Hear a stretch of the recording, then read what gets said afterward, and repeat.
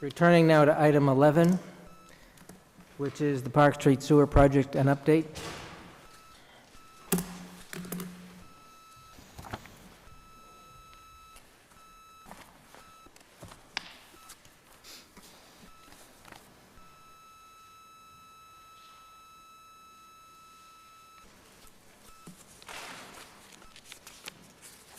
While Mark is passing these out, why I put this on the agenda for the board to hear is that since the community forums and meetings with the Finance Committee, Mr. Sullivan and Mr. Tisdale have been working diligently to address and respond to observations that were received.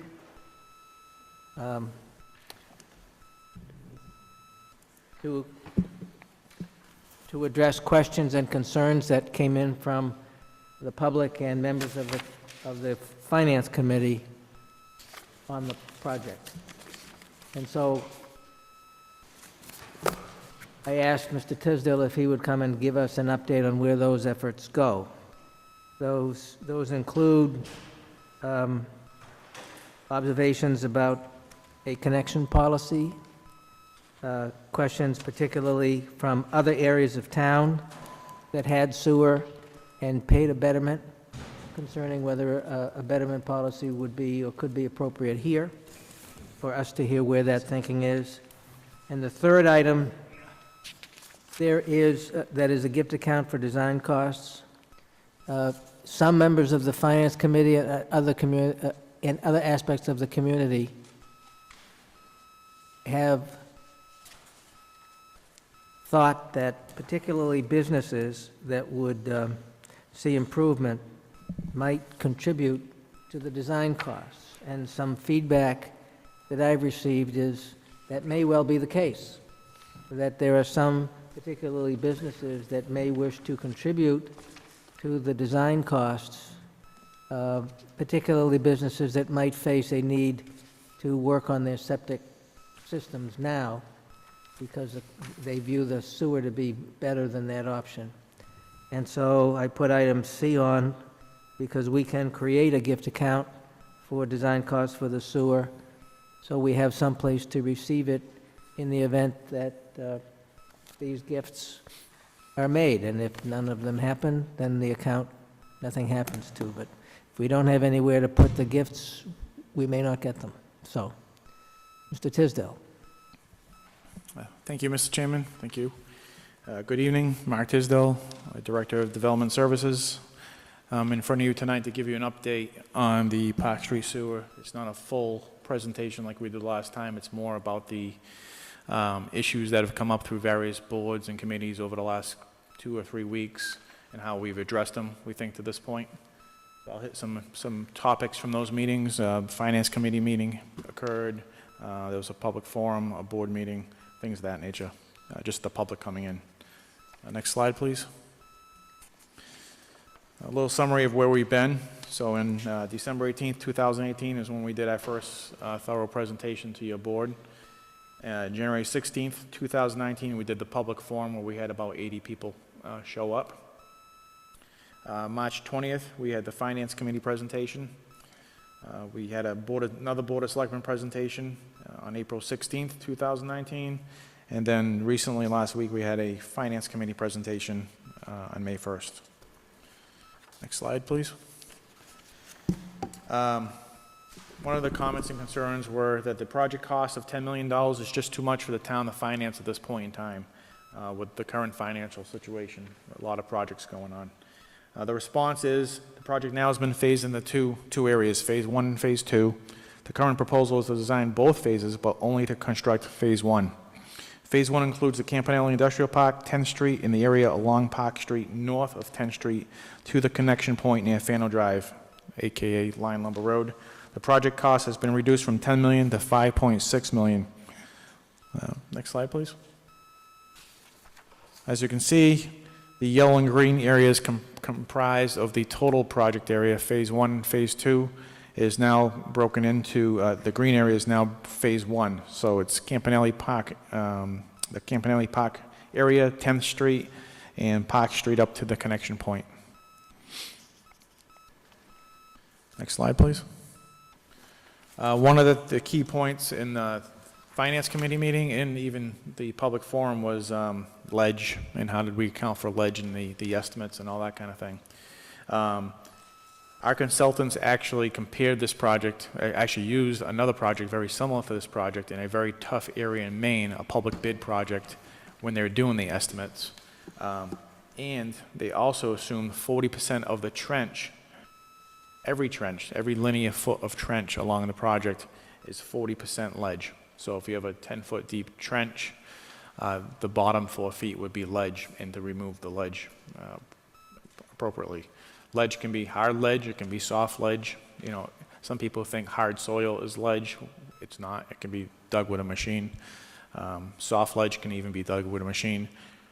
And you'll see later on in the construction cost estimate, the first task is geotechnical borings, which will determine all that. Next slide. Next slide is a summary. We've actually had this for a while, but we broke it down so it's easy for people to understand into a little chart here. This is how we came up with the design cost article. It's a simple table broken into tasks. The first task is the geotechnical borings and the details associated with that, and then you have things like survey and design and quality control and things of that nature. We think it was important because this was one of the concerns where what happens if we just appropriate the total funds and then, you know, you come back to us and instead of $5.6 million, it's $15 million because there was just like ledge everywhere and all these unforeseen conditions. So we put after task 1, and this will be in the scope that we issue a PO from if approved at town meeting, that the remaining work tasks are subject to town authorization. So we would have to come in front of this board to authorize continuance after task 1. So we'll come back with a revised construction cost estimate. You'll see where we are. The borings will tell the story for the most part because the biggest thing is the subsoil conditions. Just a summary. So the total cost of the article is still $800,000.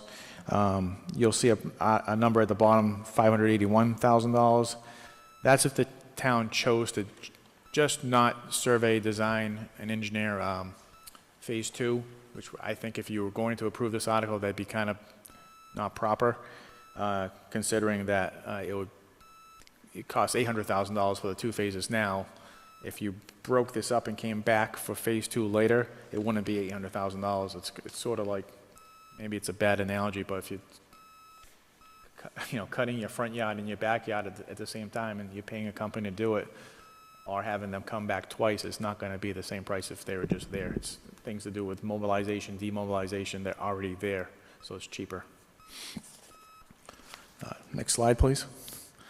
This is a bonding schedule. It's tough to see on the screen, but essentially what it says is for the $5.65 million project, there's 2 scenarios. One, if we got a MassWorks grant, one with no MassWorks grant.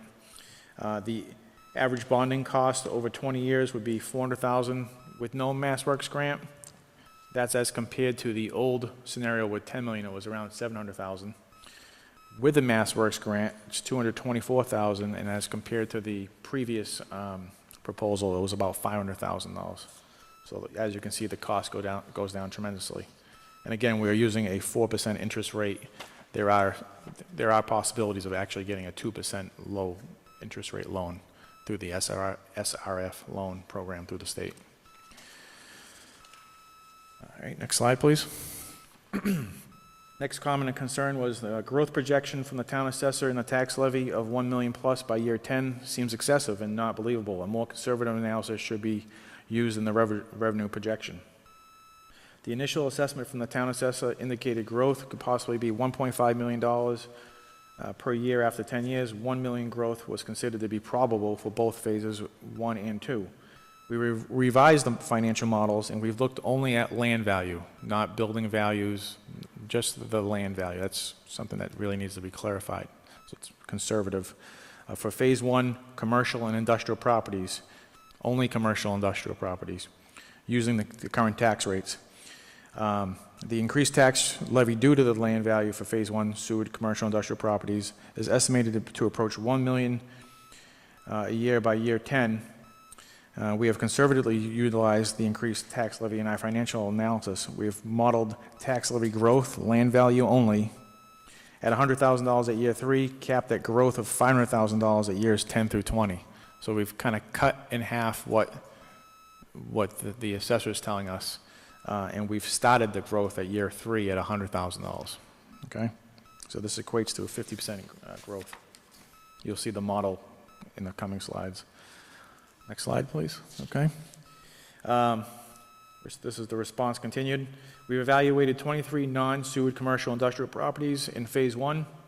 These properties have $4.51 of land value per square foot. We've compared that to Technology Drive in North Stoughton that does have sewer. Those properties have $9 per 64 of land value per square foot. In summary, what we've done to equate to 1 million, we've kind of back calculated it, and if you back calculate, it comes to about a number of about $7 of land value per square foot to get to $1 million $1 million per year, which we think is a fair number, considering that Technology Drive is $964. Currently, Campanelli's $451. A lot of people say, well, it's not going to be Technology Drive ever. Okay, well, maybe it's something that's between what we have now and Technology Drive, which 7 seems like a good number to use. I don't have it documented here, but I did look at 3 or 4 properties within the Tosca Drive Industrial Park, and that has sewer. Okay, and those properties range around $5.75, and that's in the middle of nowhere. Access is poor. It's not like the Campanelli Industrial Park area. So 7's even more evidence that 7's a good number to use. Next slide, please. Okay, this is just a chart showing the properties we ran to get that calculation of $4.51. It's right from the assessor's information. We just calculated it right out, and we had Joe Gibbons check the math. Next slide is Technology Drive area. That's how we got the $9.64 value, right from the assessor's database. Next slide. Well, one of the comments from the Finance Committee meeting was, what's the most probable scenario? We had 4 scenarios before, grants, without grants, some different assumptions, and it was probably a good comment to have. They want the most probable scenario. So now you see one scenario that we feel is the most probable coming up, and they wanted to know what the rate, the return on investment was, which was a good question. We calculated that, and how can we ensure that the projected revenues will be realized? We'll also show you the financial model, how that works. The response is we reanalyze the models to produce the most probable scenario. For the most probable scenario, we have calculated the payback period, which is the return on investment, in a year cash flow positive, consistent with a draft sewer connection policy. The draft sewer connection policy will ensure that users connect to the system and contribute to the project by a specified time. The following slides will explain the sewer connection policy. So how do we realize that revenues are going to come in? We've implemented a sewer connection policy that's new compared to what you saw previously. Excuse me, the sewer connection policy was presented to your board. This is the same policy in front of you. So just to summarize the sewer connection policy, and this is draft. It's obviously open for discussion. From a residential standpoint, we wanted to treat the residential taxpayers along that stretch fairly, very fairly, because that's not where we're getting the revenue from. It's a very, the flows are minimal. It's just not where you're getting the flows from. It's not where you're getting your bang for your buck, if you want to call it that. The commercial side of things is where you're getting the flow from. So we're going to have a 3-year connection policy. There's some other caveats to this. If you connect within the first year for a commercial property, you're going to get an incentive where we'll waive the sewer connection fees and the I&I fees that you pay for when you come in for a sewer connection permit. Same thing for the residential side. We'll do that up to 3 years. Those numbers can change based on what direction your board wants to go with this. We've heard a lot of feedback that people, there are some people in the public that want commercial industrial properties to connect right away, immediately, within 30 days. There's some people that a year, 18 months. It seems like the 3-year number could go down and be supported by a lot of people in town. So the model that we have is based on what's in the sewer connection chart here. The most probable financial model assumptions, we have two scenarios. One's a MassWorks grant, one's no MassWorks grant. On the revenue side, sewer revenue increases as properties connect and redevelop. The draft sewer connection policy allows for reliable revenue projection. The model assumes it takes 15 years for the commercial and industrial redevelopment to maximize, and it assumes a 1% annual increase to the sewer user rate, which is fair and is about the average. It's been more than that the last few years. Water revenue increases proportionally to commercial industrial revenue. Obviously, what comes in goes out. In tax growth, increases in proportion to the increase in land values. 25%, that's wrong, 50% of the town's assessed projections allowed in this assessment. Excuse me. Next slide. This slide shows the sewer flow projections. The blue line's the commercial and industrial flow. The red is the residential. You'll see that there's a couple key points where it peaks. That's where the connection policy kicks in. Years 3 for the commercial side, year 10 for the residential side, and then it takes 15 years for the commercial properties to be built out. Next slide, please. Phase 1. This analysis is the financial model for Phase 1. Total revenue over the whole period is $60 million. With a MassWorks grant, the total cost is $3.16 million if we got $2.5 million in MassWorks grant. No MassWorks grant is $5.66. Net revenue is $12.2 million with a MassWorks grant. With no MassWorks grant, $8.65 million. Your year cash flow positive, so your mortgage payments getting paid off, is year 4 and 6 respectively. And the simple return on investment is year 8 and 11 respectively, and that's with the numbers that I've presented to you previously. As compared to the previous model, when we had Phase 1 and Phase 2 in it, the cash flow positive is actually favorable by a year or 2 in each situation, better, and the simple paybacks a little sooner. Next slide, please. Okay. More proof is needed to justify that a MassWorks grant is likely for the project. This is right from the MassWorks website. Response: the MassWorks program provides capital funds to eligible communities for the improvements to and/or construction of public infrastructure that helps spur economic activity. The program is highly competitive, each year receiving a large number of great applications but having a limited pool of funding available to distribute. The highest ranking rankings will be given to proposed projects that are likely to lead to private investment, economic growth, and/or revitalization of an economically distressed area. Projects must be shovel-ready, which means you have to have design plans in hand when you apply for a MassWorks grant. The recent awards were on the MassWorks website. In Taunton, they did a $2.4 million award for paving water sewer work in the Miles Standish Industrial Park. In Gloucester, they had the $3 million for road and sewer improvements in the Trask Street area. In Tinsboro, they had $2.5 million for Phase 2 construction of water and sewer main project. And the number of 2.5 seems to be verified, but seems to be fair based on our economics development director's experience dealing with the MassWorks program. She's worked very closely with that program in the past. Next comment. Now, why should the entire town pay for a particular area? I had to pay a sewer. I had to pay for sewer to be installed down my road, and the town didn't pay for it.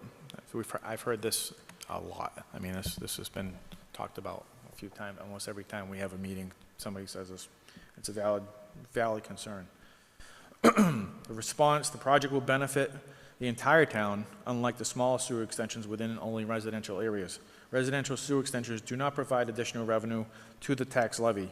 The entire town will receive the increased revenue from this project to fund capital projects throughout the entire town, such as roadway paving projects, water treatment, I&I, things of that nature.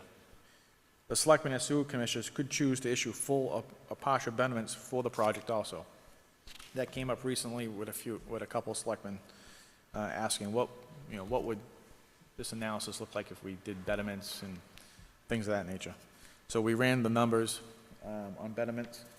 I want to just emphasize these are very rough numbers. They're preliminary in nature. They're based on a draft connection policy. There's a lot of ifs they give to give you an idea of what the betterments will be. I don't want somebody to come in later and say, you said $6,700 would be my betterment if we did this. It's very rough. Just to explain betterments, we have already approved a unit method. It's very vague. It allows, we can pick what we want for the unit method. That's up to us, up to the selectmen. We're going to base the unit method on flow, which is for a mixed-use area. Makes sense because you have residential properties, you have commercial industrial properties that use a lot of flow. To get to a betterment, we're going to equate everything to an equivalent unit. So we're going to take the total project cost and divide it by the total number of equivalent units. The betterment equals the number of equivalent units times the cost per unit. Pretty simple, right? There's 4 different types of methods when you're addressing this betterment calculation. Think about it. You have residential properties that are developed and then undeveloped.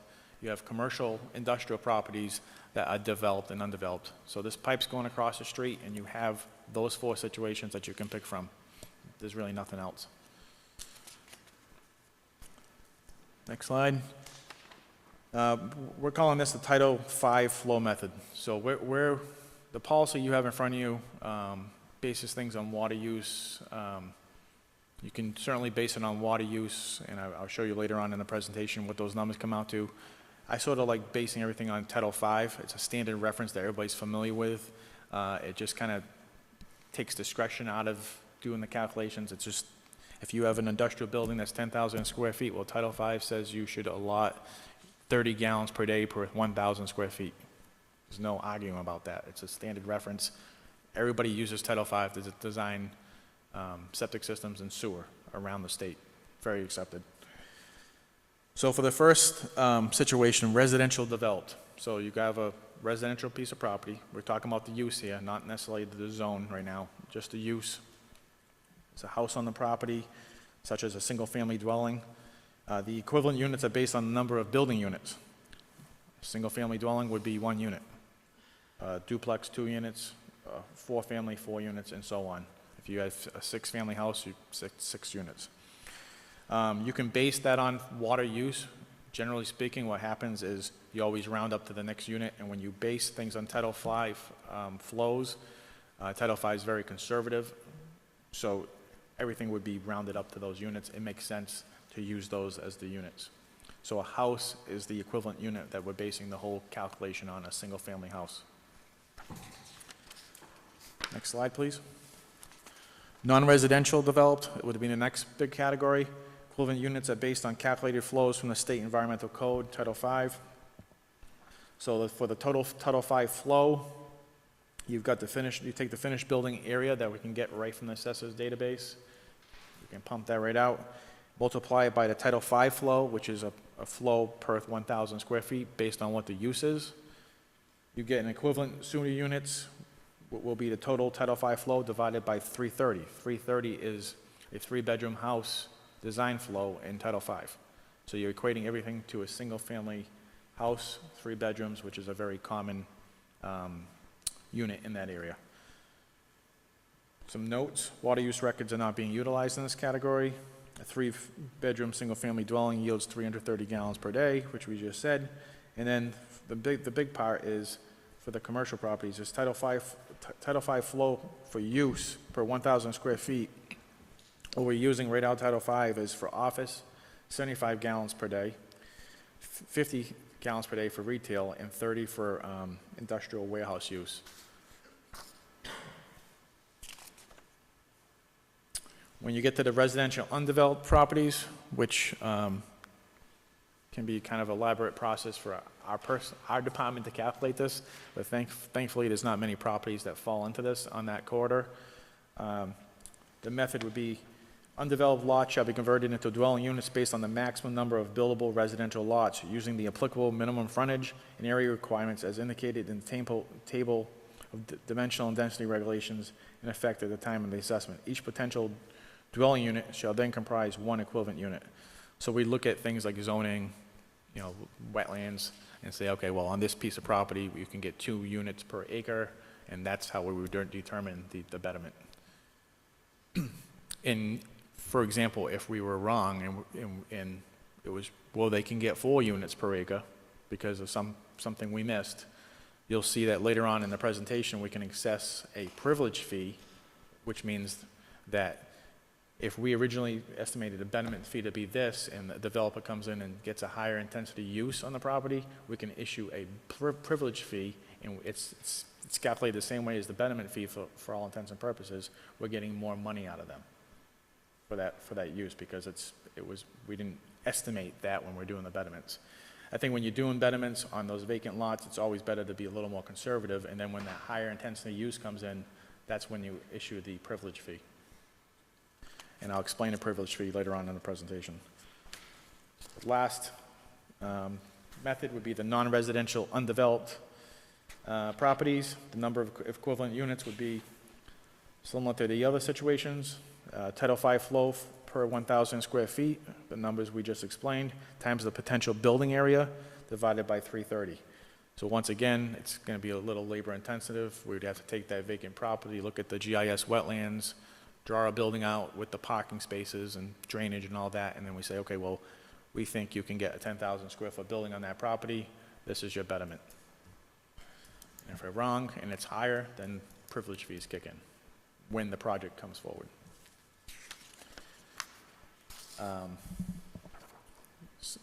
Next slide. Okay, so a summary when we did the betterments, and I'll go through the spreadsheet that you have in front of you. The total number of equivalent units based on this method I explained to you is 208 units.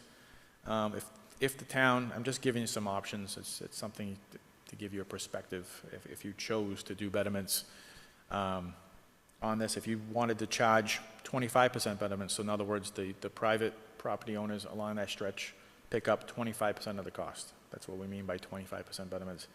The average betterment, the equivalent unit cost would be $6,700 roughly, which would be the cost for like a single-family dwelling on that stretch. 50% betterments, obviously you double that to $13,000 and change. And then if you issued 100% betterments, it'd be $26,000, and that would fund the entire project. I got my caveat at the bottom about the preliminary calculations and subject to change and all that, because betterments are never usually done at this stage. Betterments are done after construction is complete and you know exactly what the project cost is, and that's when you calculate a betterment. Privilege fees. The privilege fee was a very hot topic at some of these public forums by some finance committee members and some of the public.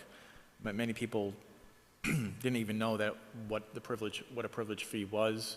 Then we said, well, they were kind of just talking about the idea of it, and I'm like, well, this is a pretty common thing that other towns use, a privilege fee. And this slide shows you a couple different scenarios. You can have a privilege fee for the back lot situation. So if somebody has a landlocked piece of land that's in the back of the frontage lots that the sewer pipe is going on. So in other words, they can't develop that property without getting an easement or acquiring one of the front properties. That would be the back lot situation. What this policy says is you would calculate that assessment based on 25% of the original betterment, or $5,000 per unit, whichever is greater. Those numbers are subject to your board to approve. So in other words, when that pipe goes by, you wouldn't be issuing a betterment because that property doesn't have frontage on the road. The next day, the pipe goes in, the developer comes in and says, you know what, I'm gonna pick up that property in the front, buy it, and now it's contiguous with my property in the back. Now you can issue a privilege fee for that when the project comes in. Case 2 would be if there was a building in the industrial park that was warehouse industrial use with a flow of, say, 2,000 gallons per day, but then some somebody comes in and says, you know what, I want a higher and better use in that building, which is the crux of the presentation, right? We want a robotics company to come in, advanced manufacturing company, where that flow doubles.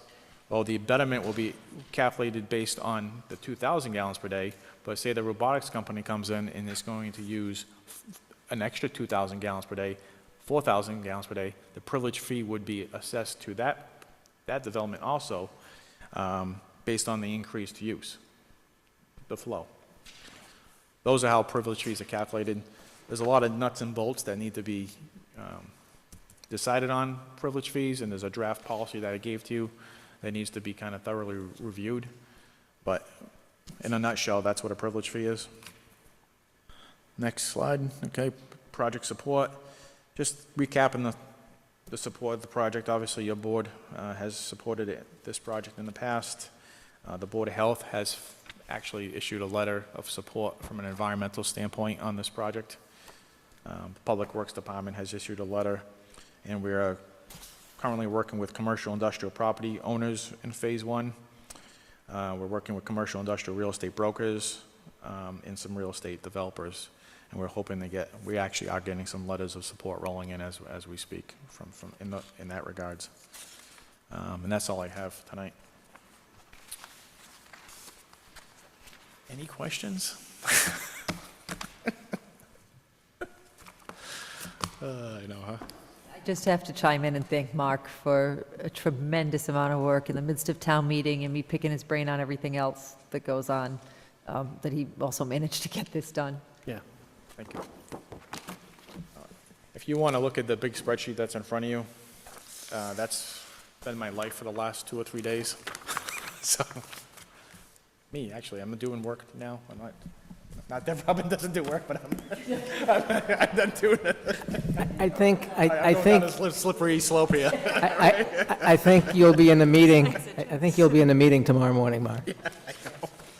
So this is a spreadsheet that we did, and I want to, the first 2 pages are like what we call the property data, the stuff you export out of the assessor's database, things of that nature.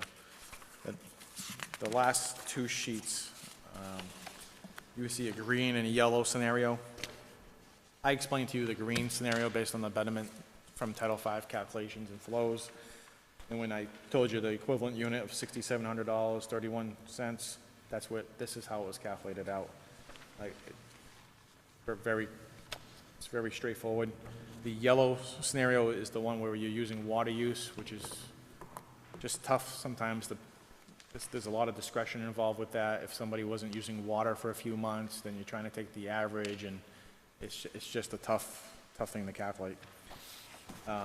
Either way, those are 2 scenarios. The big difference is when you use water use, you get equivalent units of 108. When you use Title V flows, you get equivalent units of 208. So what that tells you is that the cost per equivalent unit is going to go up with the water use methodology, if you want to call it that. So a single-family dwelling will have about a double a betterment than you would have under a Title V scenario. So there's many things you can play around with in a betterment policy like this, with dividing by 330, right, for a single equivalent unit. If you divide it by, most houses do not use that, even though it's a Title V design flow of 330, they actually use about half of that. There's plenty of studies out there that verify that. So if you cut the 330 in half and divide it by a smaller number, the numbers change, right? So there would be more money pushed onto the commercial industrial side if you just played around with that number. I think what we have now with 330 as a standard reference per Title V, we're keeping everything in line with Title V is a great way to move forward if you were going to charge betterments. And to get a $6,700 betterment for sewer going past your house for 20 years is a steal, because typically in that area, within 20 years, you're going to be replacing your septic system. Dealing with past projects that have had betterments, they range from $8,000 to $12,000 in the last 10 to 15 years. There hasn't been many projects, so we don't really have a good sample size, but that's been the range. So 25% represents cheaper than normal betterment, in my opinion, if you went with the 25% number. That's all I got. Questions? Which method do you think makes sense for this particular sewer project? I like the Title V method, personally. It's just there's no discretion. You're using standard references, flows. You're taking building square footage, dividing it by a flow rate per 1,000 square feet taken from a standard reference that everybody uses. It's a little more straightforward. I have a couple of questions. So the first one's about the betterments. So we have just on slide 25, I won't hold you to it. In fact, I'll round it up to just say $7,000 for 25% betterment, right? Make it even less exact, and so you won't be held to it. But how is that money actually assessed? Like, how do we get that? Do we ask for a check for $7,000? Is it spread over some time period, or? Yeah, so the treasurer collector's office would issue that with the sewer bills. So it's over 20 years, it'd be apportioned over 20 years. So you take the 6730 divided by 20 and whatever the interest rate is, add that. It's Okay, very so they pay it over the course of 20 years? We're doing that now with betterments now and things called stub fees. Sure. And that makes sense. So the other question I had was a little bit more general, but it's about the grant. And you mentioned shovel-ready projects. Does Stoughton have any shovel-ready, I kind of know some of the answers to these questions, but does Stoughton have any shovel-ready projects? For sewer? Just in general, do we have shovel-ready projects? We have a couple of traffic We have a ones, couple. yeah. Is there like an expiration date on these things or like sort of an expectation that at some point it becomes stale? Yeah, that's a good question. Something like this, I think would have like a 5 to 10 year shelf life before you really have to start thinking a little differently about it. Okay, Possibly, it could go longer than that. sure. Who knows what regulations change between now and then, and how what type of technologies change for pump stations. Maybe you need to update the design. But I think that the foundation of this would stay the same. Surveys, if something changes in a road, you'd have to resurvey the road if you were gonna come back, years later, things of that nature. If we weren't able to get a grant, let's say, how long would the work actually take, right? So we're looking just to do one phase, that was your idea? Design will take about a year, and then the work should take about a year to 18 months after that. Okay. Yeah.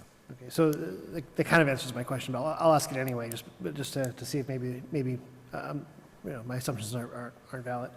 But if we apply for it in year one, we have the plan, we apply for it, we have a project ready to go, and we don't get it, couldn't we reapply for that same grant in the following year? Yeah, absolutely. Okay. Yep. Okay, I appreciate it, thank you very much. Anyone else? Ms. Howe? Oh, just taking it all in. Ms. Sullivan? No more questions. Mr. McCrisky? I'd love to see us support, obviously without approving the policies presented tonight, I'd love to have some type of support going into town meeting. Does anybody have any recommendations on what that might look like? Because one of the biggest concerns we're hearing from FinCom and from town meeting reps is the sewer connection policy. We don't have anything in place, so there's nothing forcing people to hook into the system that's coming in. And then the betterments, like Mark said, we're not assessing betterments. So in order to help this get approved at town meeting, which I very much want to happen for the future financial stability of the town, how do we put it in a better position to make sure that we're showing sort of that support from the Board of Selectmen? Obviously, without voting these policies in tonight. Guess I'd open to any suggestions if anybody has any. I think in our presentation of the article, we can certainly express what this board's feeling. I mean, the article for town meeting to consider is for the design, so it isn't for the construction phase. Sure. So there is Time. ample time to, develop a more robust policy or review this one with open discussion. And, I mean, I think we're in a position where we know we're going to have to adopt some kind of policy and some kind of betterment structure. So if we can go forward saying that, that might be enough. And then just explain that we'll, work it out over the next several months as the design is ongoing. Okay. Yeah, I don't know. if I may, Go ahead. I think you really need to point out a sewer connection policy for sure, if you want to make a promise to town meeting. And then a betterment policy, including a privilege fee, because those are all key points in all these public forums, saying that, you don't have the details set, but you're going to implement this, and this is the general gist of what it's gonna be. And if you're going to go the betterment route, I would think you'd want to decide roughly what the percentage would be before town meeting, if you were gonna do I that. wonder if it would make sense for us to, I'm thinking in the regulatory world, right? When there's a regulation about to be proposed, it's put out in draft for public comment. There's, depending on the agency and the rule, there's public comment hearing. Sometimes there's public comment period, sometimes there's hearings. I really don't think that we can adopt a policy that we would consider to be final, either before we have the final design costs, the building costs, so the design, or before we have a hearing for public input. What I've heard matches what we heard from Mr. Tisdale, which is town meeting reps want something more than a hope that this is where we'll go. I've also heard that they understand it can't be locked in or shouldn't be locked in until we have the project design. So one way to do it would be to fashion a preliminary and commit. We'd have hearings, and we'd need to have hearings before we set what we hear from Mr. Tisdale in his materials is that a final betterment policy can't be set until we know the build costs anyway. From throughout town, I've heard various concerns about the equity in not having a betterment policy. And I can relate to that because my neighborhood, this is quite a while ago, but, we got a letter one day that said, congratulations, you're getting sewer. Whether you need it or not, you're getting sewer. Whether you're connected or not, you're getting sewer. This is going to cost you, and you have your choice, send me a check, or you can pay it out over 20 years. Now, this is one of me working. I was just starting out, so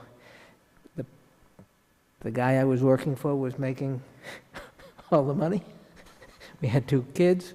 I mean, it was not a pleasant day to open the envelope, but we had no choice. So when people talk about equity, I really relate to that in the sense that the fairness of one side of the town having had to pay a betterment assessment. My own thinking, I'll throw this out, is that a 50% assessment for the betterment takes into account the 2 really public interest drivers for this sewer system. One is public health. The public health need for this sewer in this part of town is severe. It's not nice, it's severe. And the economic growth need for it is acute because the budget's just too tight. And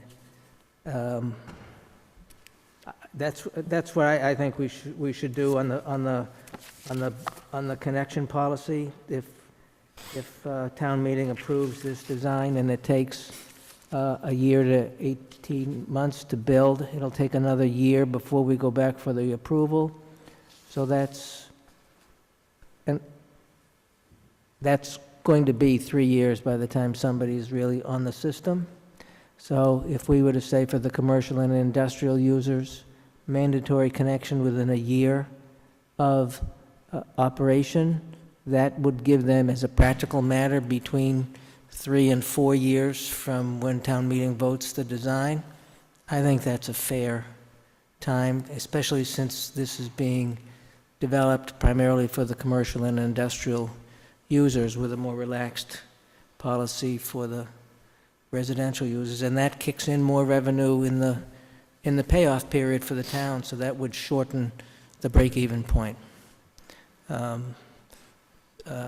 mean, but I think if we can present town meeting, as Mr. Sullivan says, with some concrete direction on where the board is going to address these concerns, trying very hard to be fair to all and balance it, that they would appreciate that information to make their decision.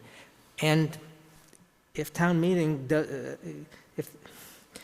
I would invite town meeting, if they approve this, to pass a sense of the meeting resolution on how town meeting wants us to approach betterments and user fees, because that's a better feel than we have now. And if town meeting passes a sense that they want no betterments, or they want 100% betterments, we can certainly use that information as sewer commissioners to do the next step. But that's how I think would get the accomplishment, to give them a sense of our direction a little more firm than a hope that if you pass this, we will talk about a betterment policy and we will talk about a connection policy. Yeah, there's I don't know, I have very mixed feelings about this. On the one hand, I think that putting forward a project without a very solid sense of how you intend to finance it, without already having this decided, it doesn't sit well. On the other hand, there's a lot of decisions we just couldn't make until after the design anyway, so we wouldn't even be able to do it justice until after we had it designed. So, there's also, when people are thinking about these costs, there's sort of other things built into this that I think are not really being considered. For example, I mean, as we've already discussed, there's an environmental issue that is really no joke. And the only way that I shouldn't speak from any sense of authority. I'm assuming that the only reason why we all don't have dysentery is because we are buying chlorine to essentially, sterilize that water. So, to what extent are we subsidizing, the septic tanks with the purchase of other things like chlorine or other sorts of processing equipment, so that we don't have to have this, right? And those aren't really factored into this cost. The things that would presumably decrease after this was addressed. There's also just, it's priceless to be able to have access to potable water, and reliable, clean sources of water. We have it, and the fact that we're contaminating it ourselves out of a reluctance to do what I think seems very sensible. We're kind of clouding it with this idea that we need to have a return on investment. Somehow that we're now a for-profit industry trying to make a buck, versus just having a responsibility for our community and keeping our environment safe, our water safe. I think really clouds the issue. The fact that perhaps people can't help but think about these questions of return on investment, but I think they also are. There's a point at which that no longer becomes really a valuable indicator of much, right? That's when we make choices about our children's education, we're not always looking strictly at how much can we profit off of this, right? There's an intrinsic value to education that we also find important and worth the expenses. So what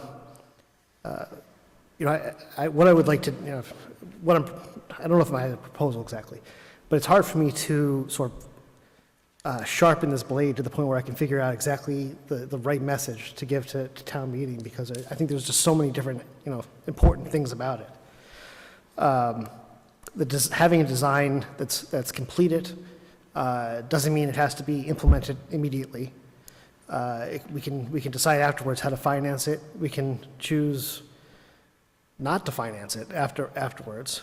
We could sit on it for maybe a couple of years. It's a shame we can't take advantage of a way to, if this was something I was trying to do for my own home, I say I need a new roof, I might put away, figure out what the cost of it is, $8,000, and split it over 10, 15 years, and each year put away $500 or $700, so that when I needed the new roof, I would have the money, right? So in lieu of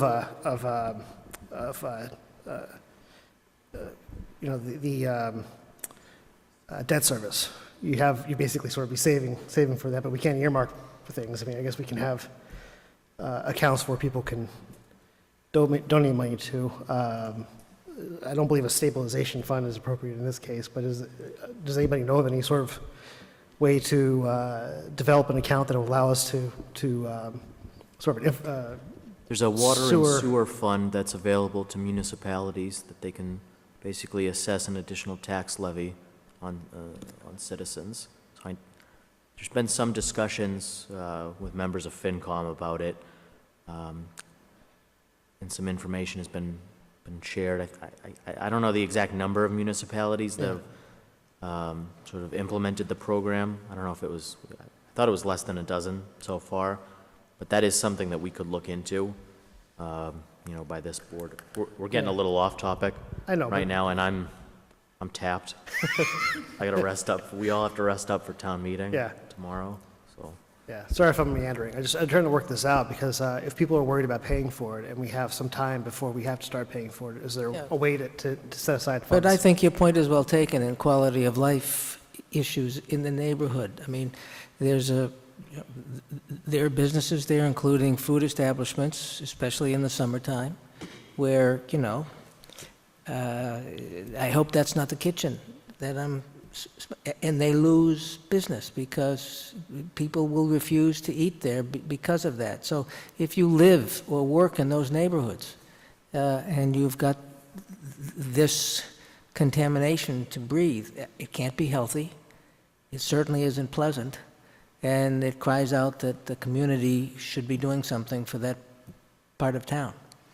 And I think it's only a matter of time before we have no choice, that DEP will come in and take our choice away from it. The other point I think shouldn't be lost is, depending on, forget political viewpoint, it's inevitable that there's a correction in the economy. It's just inevitable. And depending on your political viewpoint, it's sooner or later, but it's going to happen. And every time that happens, there are public work projects that come into place, and you need to have shovel-ready projects to do. If we could time travel, we would have done this in 2006, and it would have been built during the Great Recession recovery for free. Same thing with the high school, same thing with the library, but we didn't do it. What that tells us is to learn from that, which is, for all the reasons we've been talking about, the design should be approved. We have members of town meeting who are looking past the cost for the design and saying, okay, if you design it, you're going to build it. And if you're going to build it, we want to have some sense of how you're going to pay for it. Because if we're just not going to pay $800,000 for a design thing that's going to sit on the shelf. That's what I'm hearing, and they want something fair, they want some sense of direction. We approached this through the winter with a sense that we were concerned about getting too far ahead of ourselves, that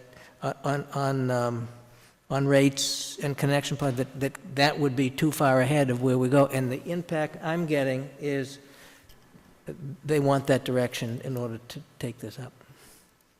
I don't know what other people are hearing, but that's what I'm hearing. So, do you want to make a motion? Do you want to do anything? Well, I have a question through you, Mr. Chairman.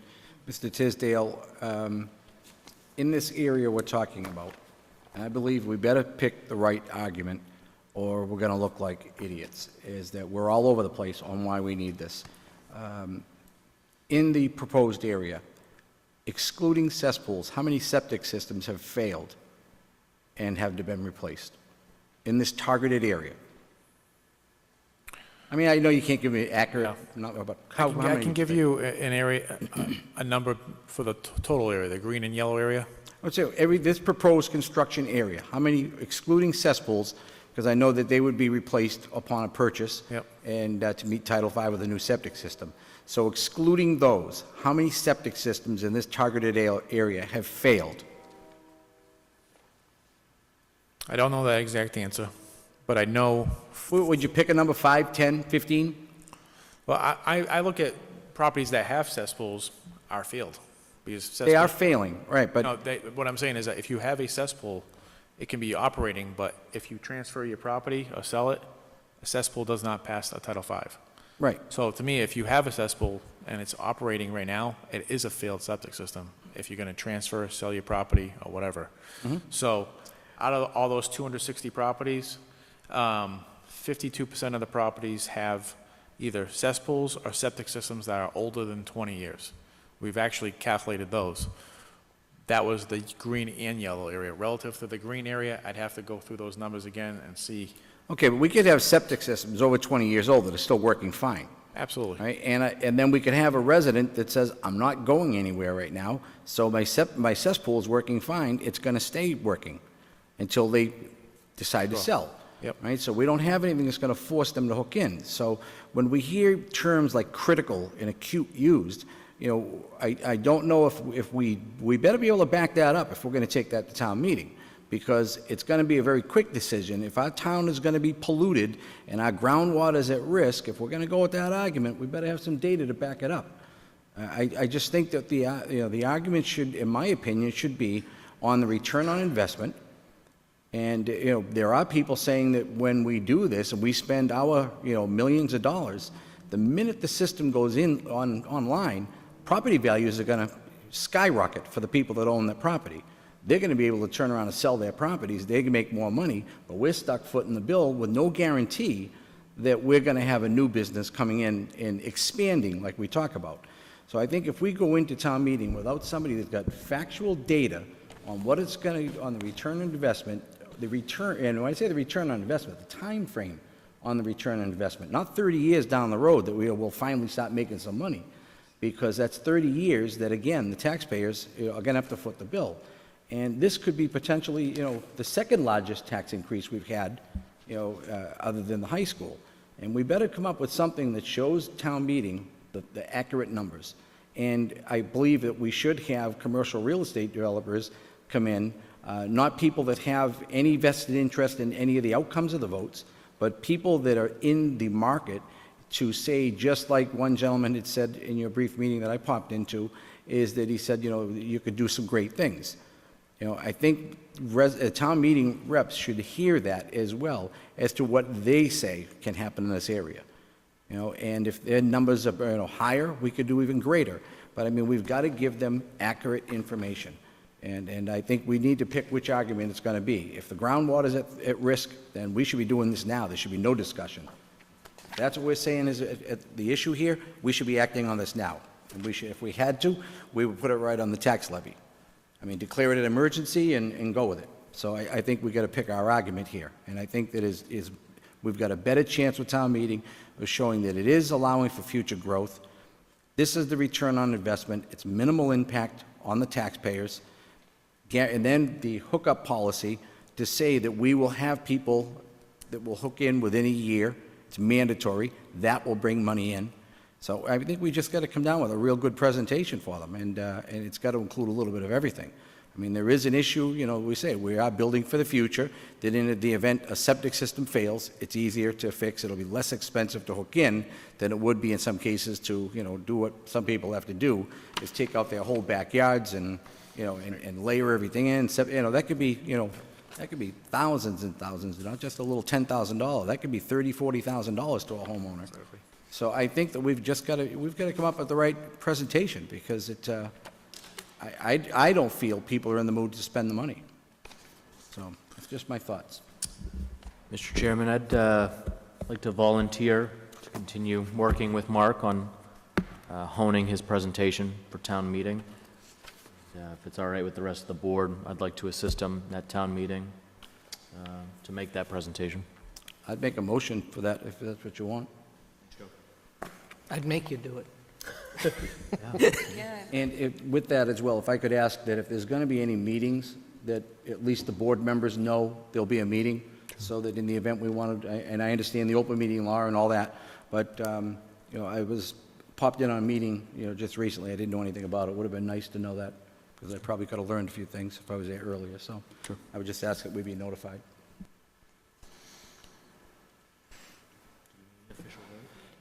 We don't need an official vote. You can take the lead. Is it the position of the board at this time that you don't want to take any?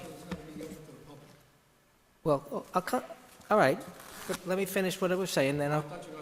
No, I wasn't, no.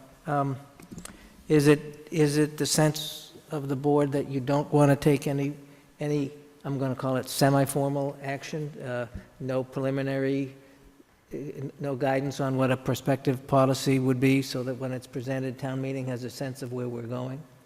would you like a motion saying that we will adopt a connection policy and a betterment policy within a year of approval of article? Or within, some time frame after completing the design? I think, at a minimum, we would need to tell town meeting that when this is presented, if it is presented for approval to build, that the presentation to build will include a betterment policy and a connection policy. Commit to them that if they approve this, when they get it back, they will get the complete package on the policies, so they can vote on it in an informed way. And I think that's just fair to everybody. Yeah. Because I think our intention is to adopt a connection policy and a betterment policy. We just don't know exactly what it will look like. Do you want to make that motion, Christine?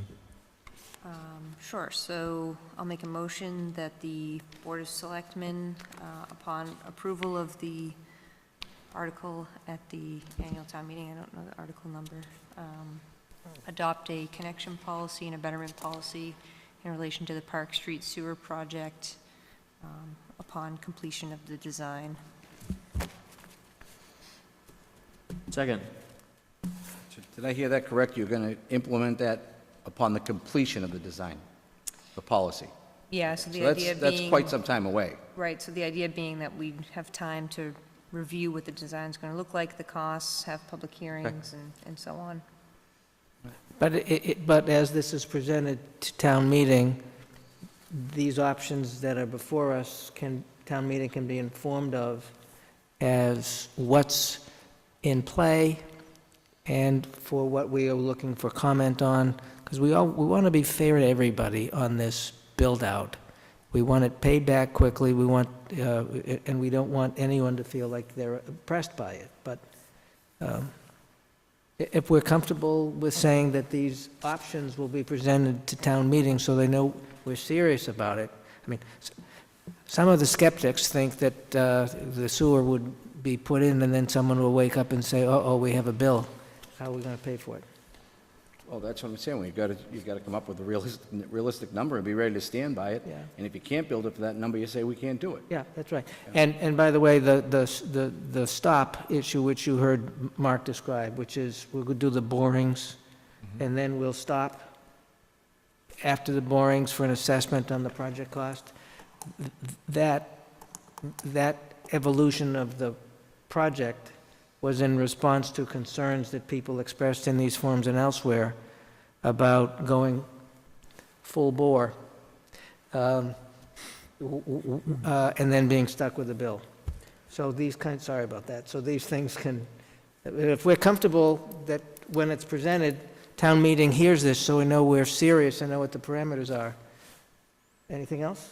Well, in this as well, I want to make sure that when we're doing all these plans and we're having meetings, that it's the town-paid staff working with, if it's a developer or whatever, and that there's not anybody that has a vested interest in the outcome of this project, to be involved with any meetings regarding how we present it to it, what numbers we use, things like that.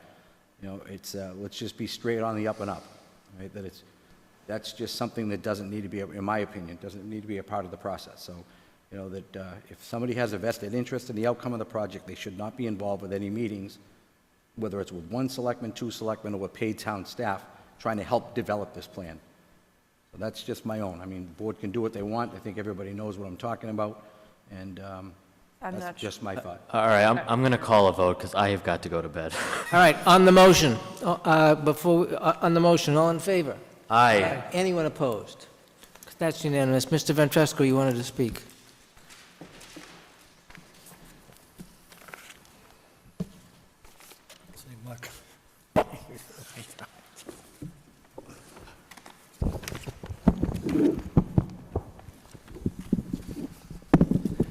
Peter Ventresco, 587 Canton Street, Precinct 8. I have a few questions on the display he had up there. Well, the sewer hookup policy, I thought that was kind of straightened out a few months back when we talked about the sewer going down, but if somebody just put a new septic system in, and it's good for 20 years, then you can't charge them betterment or... That is part of the draft. That is part of the I didn't hear draft, that yeah. mentioned. Yeah, that's right. Oh, I didn't, That's in there. They would well, I didn't have, get that. Yeah, but I was trying to... Peter, So that's... there's two escape valves. One is if it's a newer system, there's a time period, and there is a hardship that people would apply for anyway. And the other thing is, one of your maps up there, you had a house that was like landlocked, and he had to go through an easement, probably in front of it, to get to the sewer. Right. He's gonna pay a betterment? No, to go by. 'Cause right now, I think you don't pay a betterment. Right. So that would be what they call a privilege fee. When the idea behind that, they call it the backlot policy. When the sewer pipe went by the frontage properties, access to that property wasn't available. But now that developer is getting smart and either acquiring an easement or buying one of the properties that got the sewer that was fronted on the road and now makes that property developable. If that happens, you can assess a privilege fee based on the number of units for that backlot area. It's like a betterment. One thing I want to get clear, because I was kind of vague on it. If there's a piece of property and you run the sewer by it, but there's no development going on there, are you going to kind of break that up in lots and charge them a betterment for each lot for the sewer? So so say you had a piece of property that had a lot of frontage on the road that was undeveloped. Yeah. You could issue betterments based on what that person could get by right today. In other words, like A&R lots, you could subdivide so many frontage lots right now. But if somebody came in later on in the back property and said, I could get 10 more lots, that's when a privilege fee would kick in. Okay, so betterment, connection policy. Okay, get back to the infrastructure. I mentioned this before, the chairman mentioned it too. To get these things shovel-ready, because there's going to be a government infrastructure program for highways, bridges, and sewers, water, and all that stuff, river dredging. We should have these projects already laid out, but not just Campanelli, the whole town. And I'm sure in this building someplace, there's already plans to do the sewer the years back that they never did, so maybe you should be pulling them out and see if they're gonna be okay for today. And There's a sewer prioritization study that shows this area of town, this was ranked as the #1 area for recommending sewer right away. I think #2, It's South Washington Street. yeah, exactly. So we do have a study that shows sort of, where certain areas of town should be sewered, but we don't have actual shovel-ready designs that are ready to go out to bid for construction. yeah, but I'm not, you're saying you got some kind of studies, this is the area that really needs it, but actually, the whole town needs it. Even where I am, I'm on a main highway, and I don't even have sewer. No. And a couple hundred feet down the road, Tosca Drive and Central Street, the main trunk line's there, they put in during the early 60s. Peter, we're a little off topic. If it's all right with you, you know, why don't you and I have a discussion sort of offline? Well, I'm gonna repeat myself that I said before. If you have a master plan for the whole town, and these infrastructures come out, you can probably get it all done for 5 cents on the dollar. And if you let it go by again, like the previous town managers and the Board of Selectmen, and let that go, and the DPW superintendents, then we're gonna be going through things like this 10 years from now, trying to do one little section and no federal funds. And Peter, this is the Thank you. first step in trying to do that, to get the money, to get the design stage, and then go down the sewer priority plan in order of priority. I agree with you, the whole town should be sewered. Some, it's just not going to happen because of they're too remote, but I agree with you. And that requires town meeting to appropriate the design money, because that's what we need. But is there anything else you can help us with on this? Any more questions? No, that's it. You can have this. Okay. All right. And the connections are all gonna be went to the property line, All right? right. Yeah. So I would appreciate if we could, if anyone else was interested in, that we vote to establish a gift account for design costs. In the off chance that some of these developers and property owners, I've heard, would be interested in contributing, that we establish the gift account. Yeah, If so it doesn't get money, it doesn't get money. I'll make a motion to create a gift account for the design of the Park Street Sewer Project. Second. Any discussion? All in favor? Aye. Anyone opposed? That's unanimous.